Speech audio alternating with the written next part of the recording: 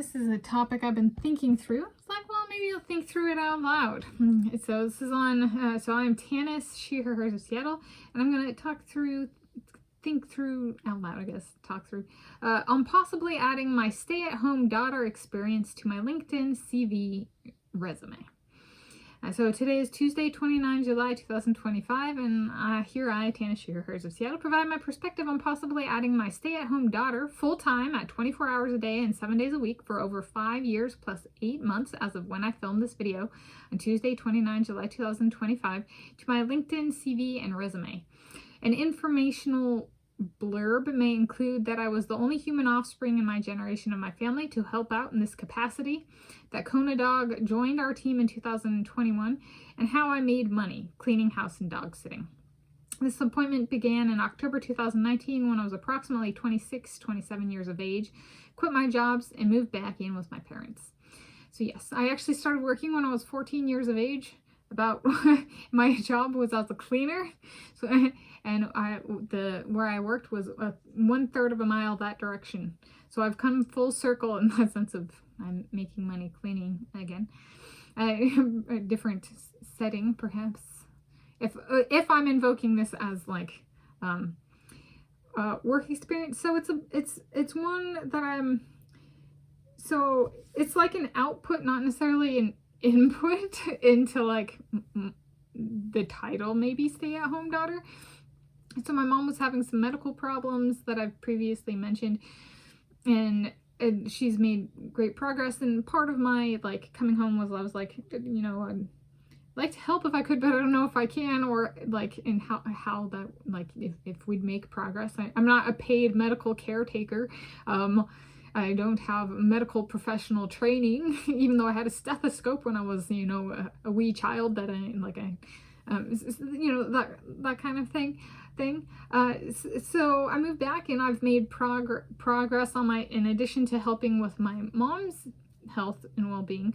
I like to think that getting cleaned up on my own eating habits and getting my blood pressure, you know, lower end of healthy and kind of under my control, and that, you know, sometimes my parents will eat what I eat or synchronize with when I eat. And so, or Kona Dog will be like, I want a treat, you know, and so kind of like, you know, some of my habits that have helped, that I've developed in kind of self-experimentation for low blood pressure, kind of like maybe I've helped not only with my mom's health and wellness, but all of ours. Okay. So like in that sense, there is the daughter component of helping family out. There's the cleaning, there's the dog sitting, but there's also like healthy habits that working on myself might have rubbed off on my family. And so it was like, maybe it's something to put there. I chose my parents over my career, and not a lot of people put that, and a lot of people like to say that they're a family person in the work environment. I know. And so it distinguishes, while they might be family people, they did not make a 24/7 commitment to their family for over 5 years plus 8 months in the 2010s decade when they were in their late 20s. All right, like that person who, you know, to them, their most family commitment is, you know, seeing their family at the holidays, right? And they say they're a family person, like the gold card. And I'm like, no, you're not. Reality check, honey. But don't say honey because that's squeamish, you know?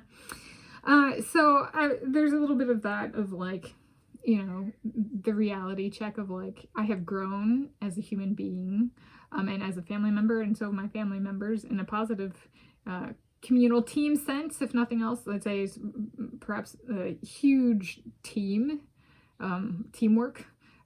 growth in doing this. And so it's like, you know, in my appointments section 1 on my CV, on my resume, if I get a say in how it's formatted, you know, it should show the dates, my age I started, Kona Dog joined the family, I was the only human offspring, about how long I did it. Right? That way, you know, when somebody, you know, decides to be like, we're the same, and they have not ever helped out their family in this capacity, it's like, no, we're not.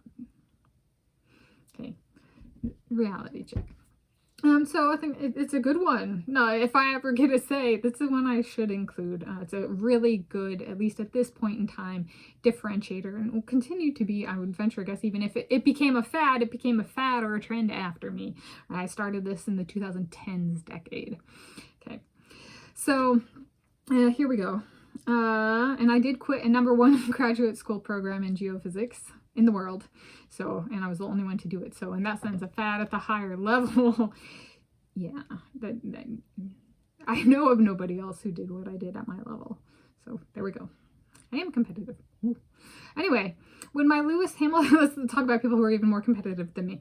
Okay, when my Lewis Hamilton then add stay-at-home husband to his like LinkedIn CV, resume, that kind of thing, if he did the same for me, so if he were to quit his jobs and or retire, would he want to be a stay-at-home husband and add that and be like, I take care of my Tanis? Would my Brad Pitt? So I would be okay with it. They could even put my name, right? I was that would be very cool. What are they like? But what about SS? SHS? Stay at home soulmate?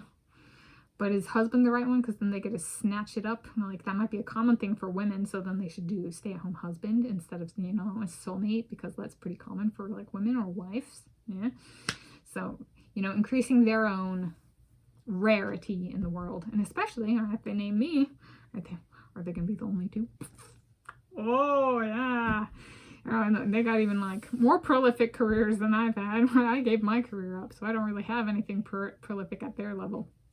That detail. So that's on possibly adding my stay-at-home daughter experience to my LinkedIn CV resume, kind of thinking through some of my thought processes about now.